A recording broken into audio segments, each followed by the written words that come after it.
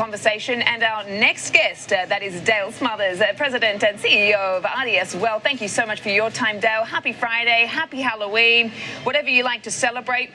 With everything in mind that I just mentioned, you actually say the real story is the spending on AI. But how come the market hasn't been so convinced of that this week? Yeah, you know, AI spend out is exactly what we should be focusing on, especially going into 2026. It may be the real story of Halloween. It could get a little spooky if people start asking the right questions. However, I think for the rest of the year, Sam, we're going to see this continue to climb higher on the backs of AI. Artificial intelligence spend out, all of the data centers that are being built to meet the demand that we continue to hear about. If the demand continues to hold up, there's high demand, there will be spending to try to hit that demand. Here's the question we've got to ask: at what point and how do we turn all of this artificial intelligence into profitability? And if we start asking those questions, things start to look maybe just a little bit overvalued because that story is still yet to be told. And Dale, you know, we've talked before, and you're generally positive on the market heading into the year end. I guess, do you still have confidence that this rally has legs? And also, what could derail it outside of people potentially asking that question you just mentioned?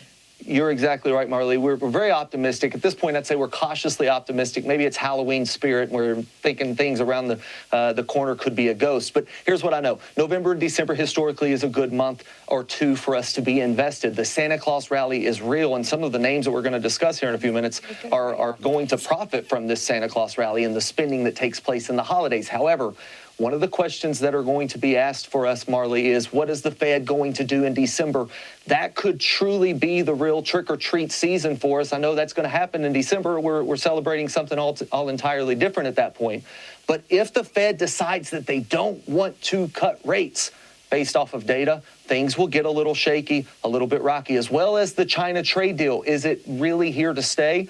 That is also something we've got to keep an eye on. The Fed's decision is going to be a balancing act. They're walking a tightrope at this point. They've got inflation on one side, they've got the unemployment rate on the other, and if they miss one way or the other, things could go very quickly in the wrong direction. And for that reason, every single move will be the anxiety around what are they going to do this particular rate cut.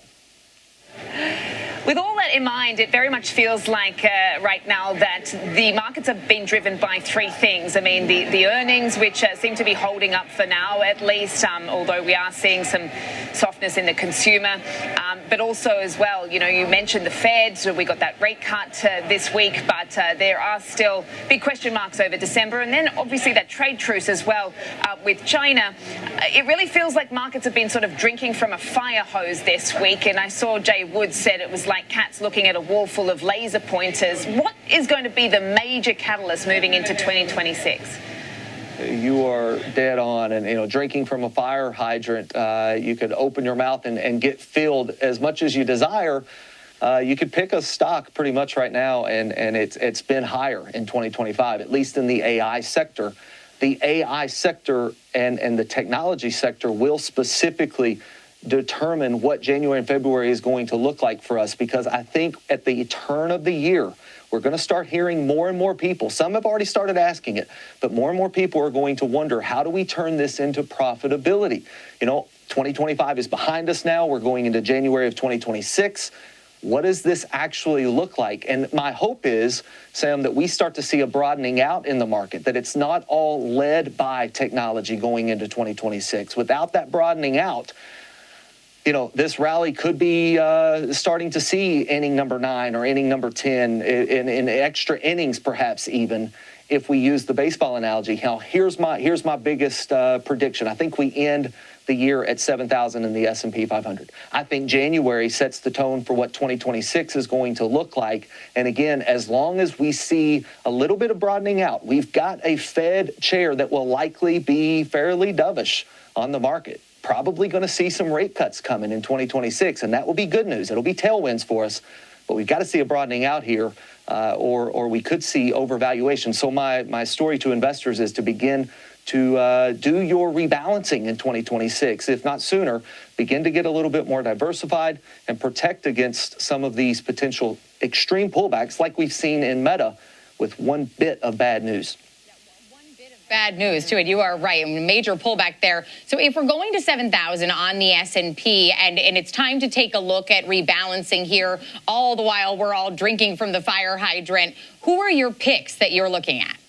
Yeah, I love all the analogies, and this is going to sound like I'm saying, wait, buy more AI? What are you talking about? I think to the end of the year, Marley, we need to be AI focused. I think Apple continues to run up. We've been ringing the Apple bell for quite some time. Apple still has a lot of room to run. It's not got complete clarity yet on its language model and how it's going to adopt that. A partnership with OpenAI has made that a little bit more clear, but this super cycle with iPhone 17 is something we need to be watching. Amazon, another one. We have been talking about Amazon. As a matter of fact, just a few weeks ago, you and I were talking about Amazon being a laggard.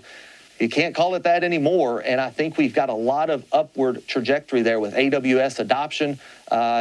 This story is going to be pretty incredible as we start to see Amazon pull out, especially ending the year with everyone wanting that big, beautiful box on their front porch with the smiley face, right? Everybody knows Amazon is that, but AWS is the story. Prime subscriptions, they're the story. And my last one in the AI sector is CoreWeave. I think you need to pay attention to CoreWeave. If AI spending continues, buy the dips in CoreWeave. And when we talk about diversification, I'll give you a name, Royal Caribbean. Let's consider Royal Caribbean. By putting that into a growth portfolio or an income portfolio, you're going to be benefited. Buying this dip, we have as much, in my opinion, as a 20 to 25% upside in the short term, because their miss on revenue, Marley, is what kind of caused a lot of this uncertainty. They beat on earnings, and revenue kind of takes care of itself if we see interest rates start to come down. Costs a lot of money to finance those big ships. If it costs less, the bottom line looks better. Well, Dale, we appreciate you being with us on this Friday. Happy Halloween to you. That's Dale Smothers from RDS Wealth.